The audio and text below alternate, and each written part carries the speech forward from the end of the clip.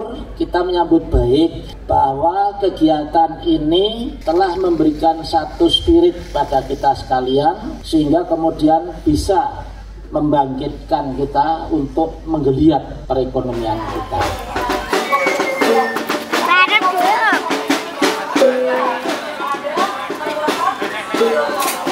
Pusat Studi Ekonomi Kerakyatan Universitas Gadjah Mada, ibaratnya kalau dalam istilah Jawa itu tumbuh oleh tutup. Jadi naluri masyarakat yang memang ingin tidak menyerah begitu saja pada pandemi, Universitas Gadjah Mada sebagai universitas kebangsaan, universitas kerakyatan, peka terhadap kondisi itu dan kemudian terjun ke lapangan.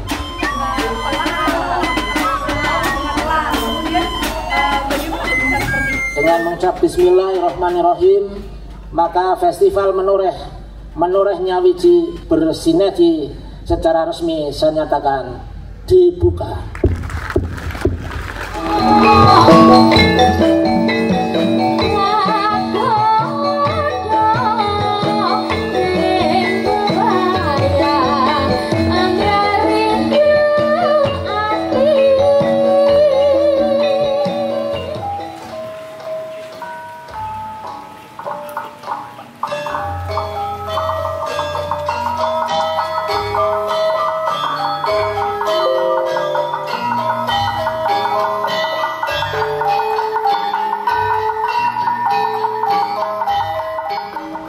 Teman-teman sekalian, saya sudah sampai di Desa Banjar Asri, desa yang kemarin menjadi tempat atau lokasi penyelenggaraan Festival Menoreh tahun 2021.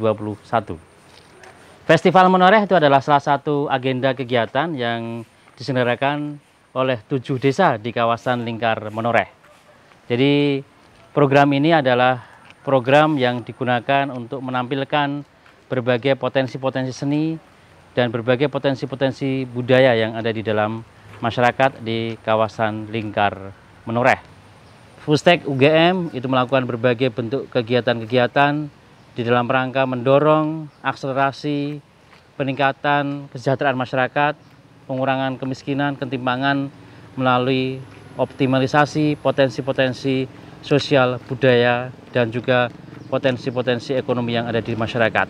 Nah, Festival Menoreh itu adalah salah satu kegiatan yang dimaksudkan untuk tadi mendorong akselerasi khususnya wisata budaya yang dimiliki oleh masyarakat yang ada di kawasan lingkar Menoreh ya. Ini yang saya kira harapannya semua potensi-potensi itu bisa kemudian dikembangkan dengan baik, dengan lancar sehingga bisa menjadi sebuah kawasan yang terpadu di dalam rangka mendorong pengentasan kemiskinan. Sekarang kita akan bertemu dengan beberapa tokoh-tokoh masyarakat, para pelaku-pelaku seni budaya yang kemarin ikut berperan di dalam Festival Menoreh yang kita selenggarakan tahun 2021. Oleh karena itu, teman-teman ikuti saya.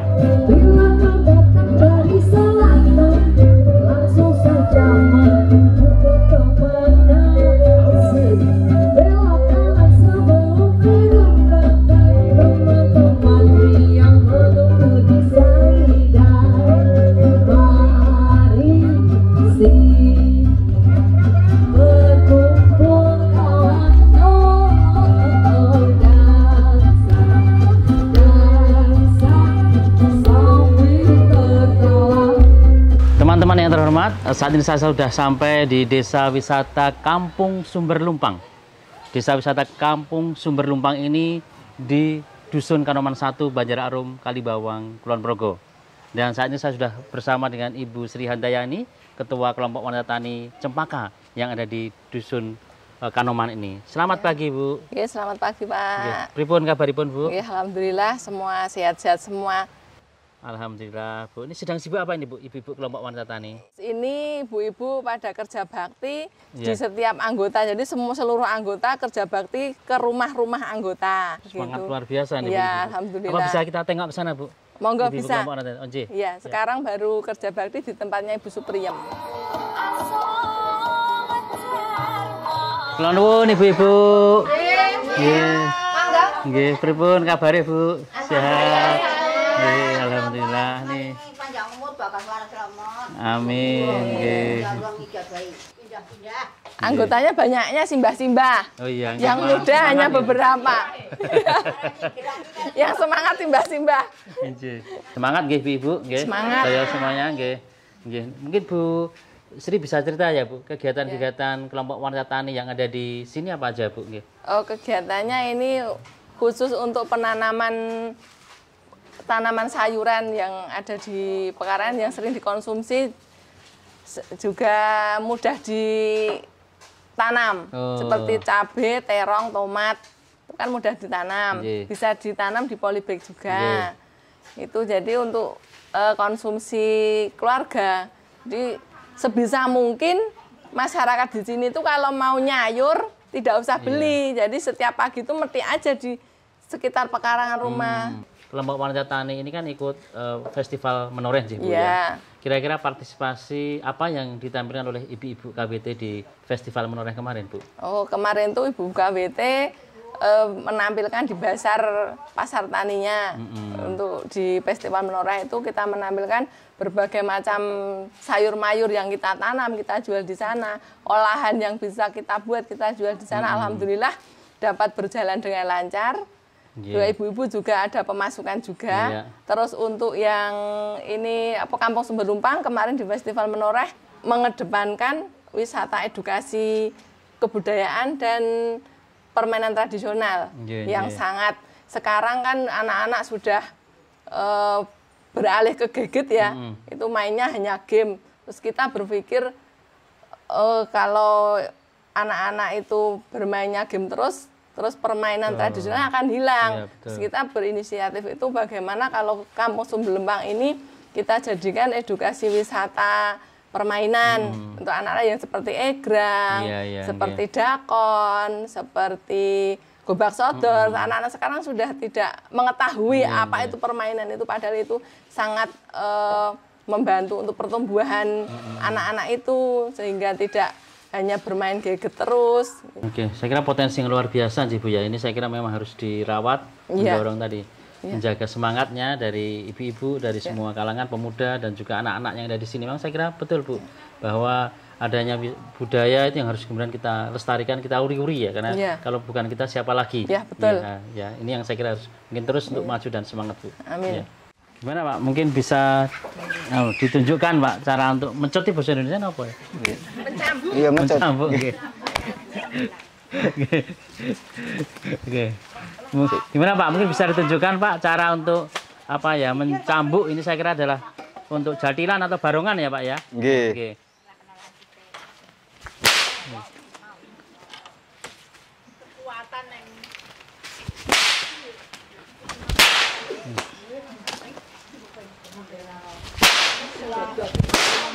Luar biasa Pak, luar biasa.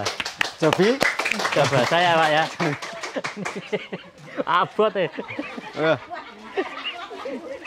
Jangan sampai kesabet.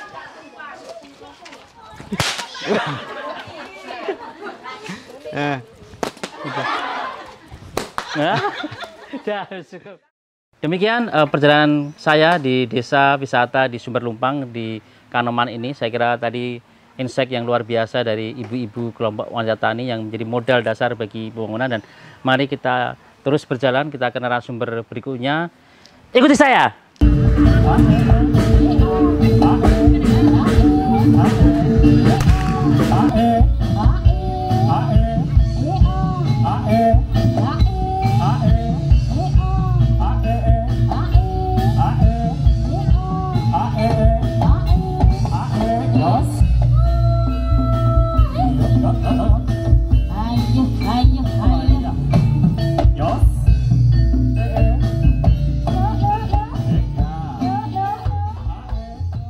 Teman-teman, perjalanan kita akhirnya sampai ke Pak Tony Okvianto.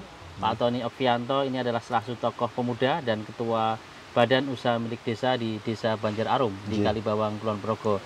Saya tuh pengen tanya nih beberapa hal ke Pak Tony, karena Pak Tony kan tahun kemarin itu menjadi ketua penyelenggara ya untuk festival menoreh. Itu kan bukan hal yang gampang ya Pak, menjadi ketua penyelenggara, menyatukan 7 desa yang ada di lingkar menoreh ini. Nah, yang pertama saya tanyakan ke Pak Tony itu kira-kira bagaimana Pak proses penyelenggaraan Festival Menoreh kemarin? Mungkin kira-kira apa kesan pesan yang kira-kira kemarin ya didapatkan dari penyelenggaraan Festival Menoreh? Yang perlu saya sampaikan di sini bagaimana mekanisme saya atau prosesnya dalam mempersatukan 7 kelurahan tersebut ya. Mungkin yang pertama niat kita dari awal Pak, kalau kita memang sudah komitmen untuk kemajuan bersama di 7 kelurahan itu pasti insya Allah akan diberikan kemudahan. Memang pada awal-awalnya ego sektoral masing-masing kelurahan itu ingin menampilkan apa yang ada potensi di wilayah itu memang besar. Memang pada awalnya agak ada kendala dalam artian memang pada masa pandemi ini, apalagi festival tersebut nanti otomatis akan mengundang banyak massa. Ada tingkat keraguan-keraguan di situ, apalagi juga dari para pemangku kebijakan dalam artian dari pihak Kapanewon, kepolisian, bahkan juga dari tingkat kelurahan. Setelah kita berusaha meyakinkan di 3 unsur kelembagaan pemerintah tersebut, akhirnya disepakati dan disetujui diadakan di Kelurahan Banjar Asri. Kita tampilkan, kita display potensi-potensi yang ada di wilayah lingkar Menoreh 7 Kapanewon tersebut. Yang pertama dari Kelurahan Banjararum, Kelurahan Banjar Asri, Kelurahan Sidoarjo, Kelurahan Gerbosari, Kelurahan Purwoharjo, Kelurahan Banjarharjo, dan Kelurahan Banjar Oyo. Yang ada di 2 kecamatan, Kecamatan Samigaluh dan Kecamatan Kalibawang. Pada kegiatan tersebut, masing-masing kelurahan menampilkan potensi, baik itu potensi kerakyatan yang dimiliki, potensi seni budaya, potensi ekonomi, dan yang lain-lainnya yang ada. Monggo secara massal kita tampilkan, dieksplor selama 3 hari. Ternyata pergerakan ekonomi, baik dari KWT ataupun dari PKK yang ada berbazar atau berjualan di festival tersebut, memang hasilnya juga signifikan. Bahkan nyuwun sewu di kelurahan kami di Banjararum, kelompok wanita tani kami itu bahkan bisa mendapatkan omset hampir 3 juta lebih Pak, dalam 3 hari tersebut. Ya, luar biasa Pak. Ya, makanya dari itu Bang, saya apresiasi sekali untuk rekan-rekan dari Pustek UGM sudah bersinergi bersama kami selaku struktural di pengelolaan lingkar Menoreh 7 kelurahan tersebut. Dan harapan kami juga ke depannya nanti Festival Menoreh akan ada selanjutnya, nggak hanya berhenti di Festival Menoreh ini saja. Hambatan utamanya itu apa ya Pak kemarin, dan kira-kira strateginya itu apa yang akhirnya tadi 7 desa itu bisa berkolaborasi bersama-sama menyelenggarakan Festival Menoreh? Iya Pak, hambatan yang paling utama mungkin di masa pandemi ini adalah birokrasi gitu Pak, pengizinan gitu. Memang kita harus banyak lobby-lobby, banyak kedekatan dengan para stakeholder, para pemangku kebijakan. Ya itu memang kita harus bagaimana caranya kita bisa meyakinkan bahwa acara yang kita kemas ini itu bisa berjalan tanpa melanggar protokoler kesehatan. Selain itu juga ada hambatannya memang ego sektoral Pak. Ego sektoral itu mungkin katakanlah mungkin sebagai contoh di Kelurahan Banjarum, oh ingin saya menampilkan ini, saya menampilkan ini. Dengan potensi yang banyak ada di Kelurahan Banjarum, kami juga akan agak kesulitan kalau apabila kita harus tampilkan semua. Akhirnya kita pilih terbaik dari yang terbaik yang untuk kita tampilkan. Itu pun kami tekankan juga ke teman-teman di kelurahan yang lain agar nanti tidak ada istilahnya ada friksi, tidak ada gejolak bahwasanya ingin tampil semua. Dan akhirnya juga masing-masing kelurahan bisa menampilkan apa yang terbaik dari mereka miliki, baik potensi ekonomi kerakyatan, produk hasil pangan kerakyatan, ataupun seni dan budaya. Begitu Pak.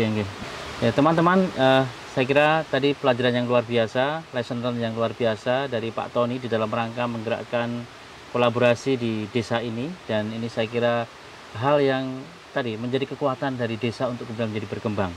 Nah tadi kolaborasi antar desa ini saya kira menjadi suatu hal yang menarik, dan kalau kita kaitkan dengan SDGs desa, Sustainable Development Goals desa, ini saya kira sesuai dengan SDGs desa nomor 17 tentang kemitraan untuk pembangunan desa.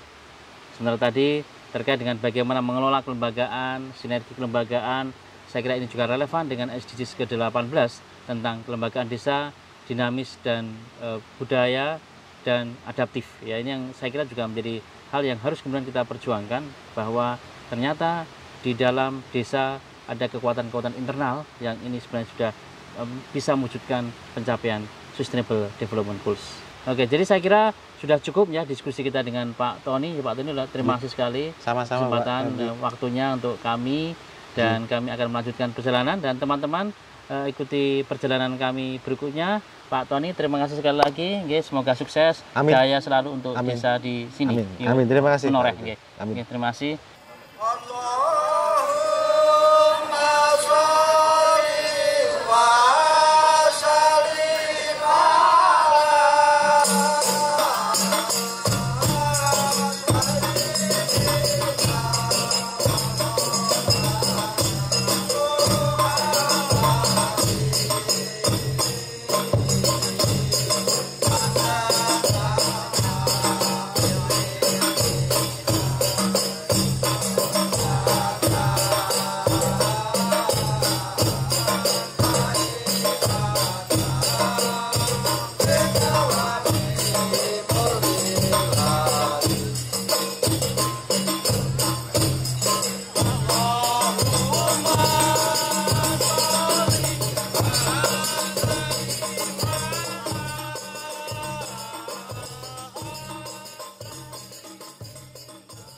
Teman-teman, saya sudah sampai di Progoarum, salah satu destinasi wisata yang ada di Banjar Arum, Kalibawang, Kulon Progo, dan kita akan ketemu dengan Mas Tri.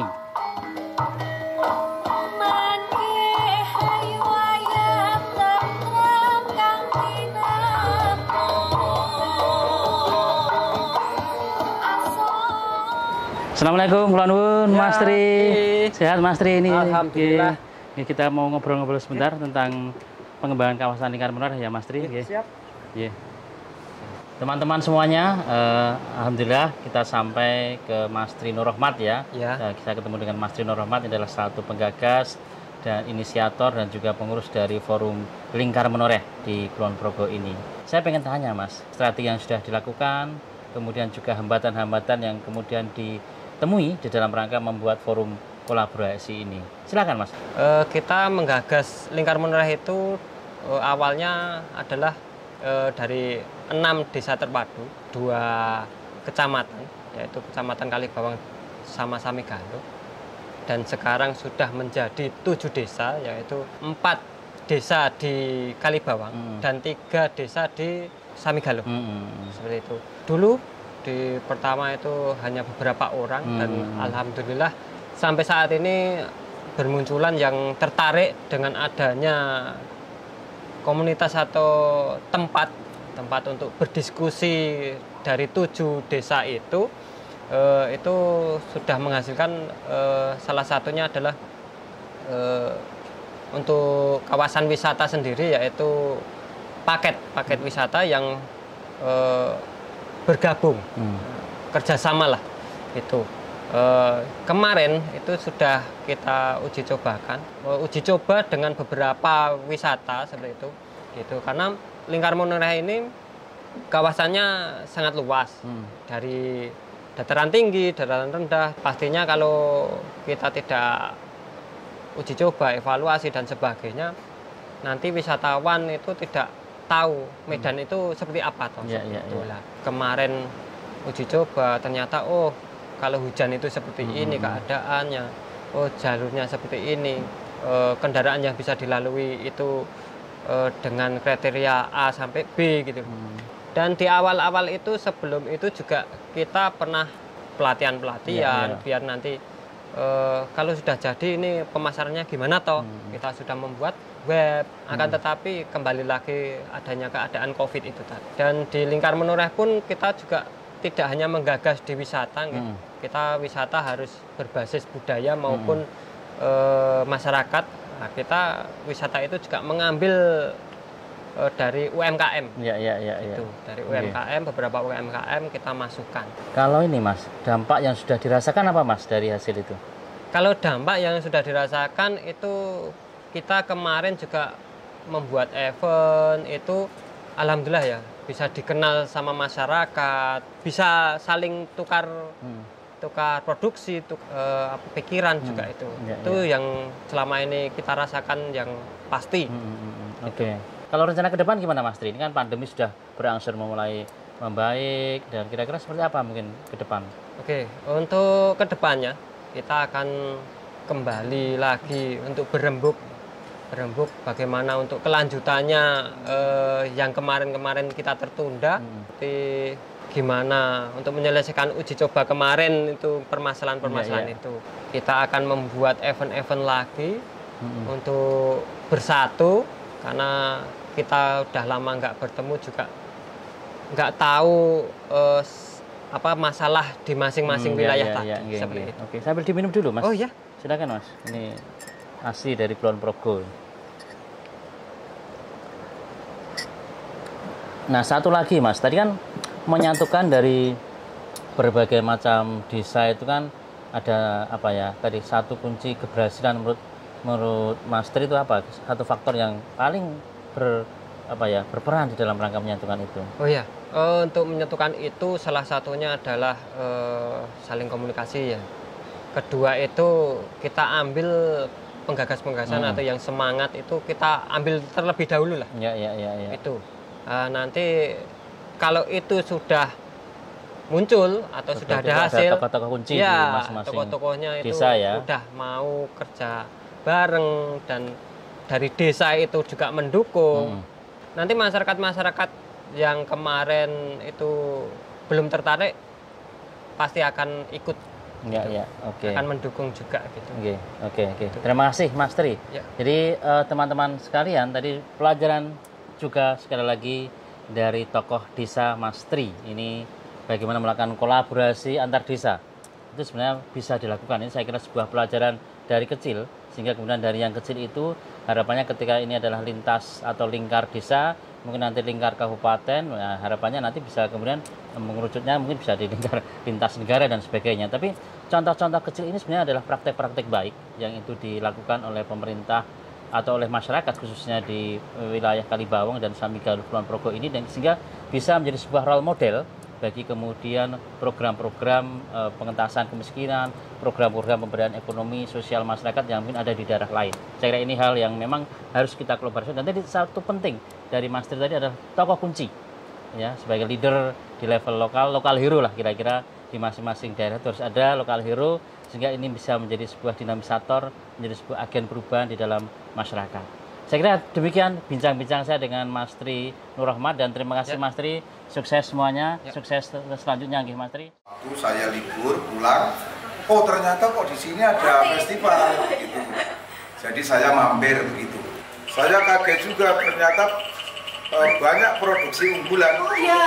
Tadi saya lihat kopi, banyak macam kopi. Iya, berbagai macam kopi. Ya, dari apa tadi rumput-rumputan. Iya, betul sekali Pak. Jadi keripik juga ada. Ya.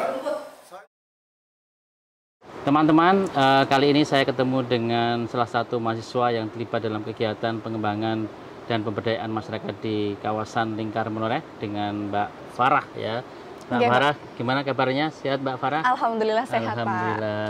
Jadi Mbak Farah ini banyak terlibat dalam kegiatan-kegiatan pengembangan kawasan di Lingkar Menoreh di beberapa tahun terakhir ini. Nah, mungkin Mbak Farah bisa cerita kegiatan-kegiatan yang kemarin dilakukan di dalam rangka untuk mengembangkan kawasan Lingkar Menoreh ini seperti apa, untuk integrasi antar lembaga, dan kira-kira hambatan-hambatan yang ditemukan itu seperti apa? Mungkin Mbak Farah bisa bercerita. Silakan Mbak Farah. Iya, terima kasih Pak Hempri. Saya banyak belajar terutama dalam mengembangkan kawasan agrowisata Menoreh terpadu, bukan hanya dari warganya saja Pak, tentunya saya juga turut belajar, banyak belajar. Waktu itu tahun 2021 saya bersama teman-teman juga melakukan riset pengabdian Pak di 7 kalurahan di Kecamatan Kalibawang dan juga Samigaluh. Nah, waktu itu kami mengangkat pengabdian mengenai pengembangan teknologi informasi dan komunikasi. Karena pada dasarnya di era digital seperti ini, skill-skill dasar seperti itu yang penting untuk kita kemudian kembangkan lebih jauh lagi, Pak. Nah, kemudian kami mengangkat beberapa hal penting yang kami fokuskan dan spesifikkan. Di antaranya ada penulisan, kemudian tentang video, juga tentang bagaimana memasarkan UMKM, Pak. Jadi tujuannya bagaimana kemudian para warga yang memiliki UMKM ini dapat memanfaatkan teknologi digital dengan lebih baik lagi, Pak. Sehingga harapannya produk dari UMKM ini lebih dikenal secara lebih luas. Gitu Pak Hempri. Oke. Nah, kira-kira tadi kan banyak ya masyarakat dari 7 kelurahan, itu kan karakteristiknya itu berbeda-beda, mungkin kebijakan di level pemerintah kelurahannya juga berbeda-beda. Nah, kira-kira bagaimana mungkin menurut Anda apa sih menyatukan mereka itu, kira-kira ada hambatan nggak menyamakan persepsi di antara mereka, dan kira-kira strateginya bagaimana Mbak Farah? Salah satu hambatannya adalah ketika kita mengadakan kegiatan misalnya di Kelurahan Gerbosari yang paling atas, masyarakat dari Banjaroya yang paling pojok itu kesulitan untuk mencapai lokasi tersebut Pak. Misalnya dikarenakan karena sudah sepuh dan juga kurangnya akses untuk transportasi Pak. Ya, jadi kami coba untuk mengakomodir kegiatan-kegiatannya dilakukan di tengah-tengah gitu Pak. Iya, oke. Nah, berarti kira-kira ya Mbak, kalau kemudian Anda belajar selama beberapa tahun ikut belajar ya, kira-kira apa sih lesson learned yang mungkin Anda bisa dapatkan dari pembelajaran di masyarakat terkait dengan pengembangan integrasi antar lembaga ini? Iya, tentunya banyak sekali baik dari saya maupun masyarakat yang terlibat Pak. Bagi saya besar sekali harapan saya untuk bisa memberikan akses yang lebih luas terhadap masyarakat, karena kemauan masyarakat untuk belajar itu sebenarnya antusiasmenya tinggi Pak, tinggi sekali. Tapi bagaimana kemudian pihak ketiga untuk memfasilitasi hal tersebut itu perlu mendapatkan dukungan lebih Pak. Jadi ketika kemampuan dari masyarakat dan antusiasme masyarakat ini diimbangi dengan kesempatan dari pihak ketiga untuk mengakomodasi dari antusiasme tersebut, mungkin akan tercipta suatu inovasi dan suatu dorongan untuk masyarakat lebih maju lagi Pak. Iya. Satu kegiatan yang kemarin diselenggarakan di dalam rangka untuk pengembangan integrasi antar lembaga adalah Festival Menoreh. Nah, kira-kira mungkin Mbak Farah bisa bercerita tentang kontribusi Mbak Farah di dalam Festival Lintas Menoreh itu, dan kira-kira seperti apa mungkin pelajaran yang bisa didapatkan Mbak? Iya. Terima kasih Pak Hempri. Mungkin Festival Menoreh salah satu kegiatan yang cukup keren ya Pak, mungkin bagi saya dan juga teman-teman sekalian. Kegiatan yang mengintegrasikan 7 kelurahan dalam suatu kegiatan di mana kegiatan tersebut mengakomodir para UMKM dan juga pagelaran seni budaya. Karena kemarin pandemi COVID-19 cukup membuat masyarakat cukup stagnan Pak di bidang perekonomian dan bahkan mungkin menurun. Salah satu tujuan kita adanya Festival Menoreh ini untuk kemudian membangkitkan jiwa-jiwa ekonomi dan juga kembali mengingatkan tentang budaya, bagaimana dapat mengawali berdirinya suatu ekonomi tersebut Pak. Nah, kemarin itu Festival Menoreh ini terdiri dari integrasi 7 kelurahan. Masing-masing dari kelurahan ini mendirikan stand Pak, di mana stand tersebut adalah produk-produk unggulan dari masing-masing kelurahan Pak. Nah, kemudian kami juga menampilkan beragam budaya, budaya khas dari kelurahannya. Kemudian kemarin juga didatangi oleh Bupati Kulon Progo, Pak Sutejo, dan juga besar harapan kami bahwa kegiatan ini tidak hanya berhenti pada tahun ini Pak. Jadi berharap bahwa integrasi dari 7 kelurahan melalui kegiatan Festival Menoreh ini dapat mempererat 7 kelurahan dan juga sebagai kegiatan tahunan Pak. Seperti itu Pak. Oke, demikian bincang-bincang dengan Mbak Farah, salah satu mahasiswa yang kemarin terlibat di dalam kegiatan pengembangan dan pemberdayaan masyarakat di lingkar Menoreh. Jadi ada hal yang saya kira menjadi penting untuk kemudian disampaikan atau menjadi pelajaran untuk kita bersama, bahwa inovasi pembangunan masyarakat itu muncul dari internal dengan adanya dukungan dari eksternalitas yang kemudian akan memicu bagaimana kemudian potensi-potensi lokal, potensi-potensi yang ada individu, potensi yang ada di dalam masyarakat itu bisa berkembang. Artinya bahwa upaya pengembangan dan inovasi pengembangan masyarakat itu memerlukan sinergi dari berbagai stakeholder. Nah, saya kira ke depan kontribusi perguruan tinggi itu juga diharapkan bisa menjadi lebih besar ya di dalam rangka itu. Apalagi ketika kemudian perguruan tinggi dengan program MBKM Merdeka Belajar Kampus Merdeka itu bisa mendorong mahasiswa, mendorong dosen dan segala sivitas akademika yang dimilikinya untuk turut berkontribusi di dalam pengembangan masyarakat. Tidak hanya masyarakat yang mendapat keuntungan, tapi mahasiswa, dosen, dan sivitas akademika pun juga akan mendapatkan keuntungan dengan dia belajar bersama-sama dengan masyarakat. Sekiranya ini adalah simbiosis mutualisme yang saling menguntungkan. Kira-kira Pak Bupati mau mengambil apa Mbak Farah? Oh, semangka. Semangka, oke. Seger, Mbak Farah. 1, 2, 3. Oke, tepuk tangannya Bapak Ibu hadirin ya. Luar biasa. Ini langsung dari masyarakat Kalibawang dan Samigaluh, Bapak. Bapak Ibu sekalian yang berkenan boleh untuk mengambil salah satu hasil bumi yang ada di gunungan tersebut dan dipersilakan untuk maju ke depan. Terlihat antusias masyarakat. Ya, ini semangka sudah habis. Kemudian salak ini tinggal sedikit, masih ada di bagian atas. Rambutan ini masih di pucuk atas ini ya. Susah untuk dijemput ya. Mungkin rambutan ini. Demikian perjalanan saya di beberapa desa atau kalurahan di desa wisata yang ada di lingkar Menoreh ini. Saya kira dari perjalanan tadi ada beberapa hal yang memang kemudian perlu kita perhatikan di dalam rangka untuk mendorong integrasi antar lembaga ini. Yang pertama adalah soal bagaimana kemudian komitmen. Ini menjadi penting. Kolaborasi butuh komitmen, butuh persepsi kerjasama di antara masing-masing stakeholder sehingga menjadi satu paduan di dalam rangka untuk mendorong sebuah sinergi bersama. Yang kedua adalah bagaimana kemudian munculnya lokal hero. Saya kira munculnya lokal hero di masing-masing desa itu menjadi penting juga di dalam rangka untuk mendorong akselerasi pembangunan masyarakat yang ada di pedesaan. Nah, poin berikutnya itu adalah terkait dengan bagaimana kemudian dukungan dari berbagai stakeholder, baik itu perguruan tinggi, kemudian pihak misalnya pemerintah daerah atau pemerintah desa, kemudian juga berbagai sektor-sektor yang lain, misalnya swasta dan juga komunitas itu sendiri.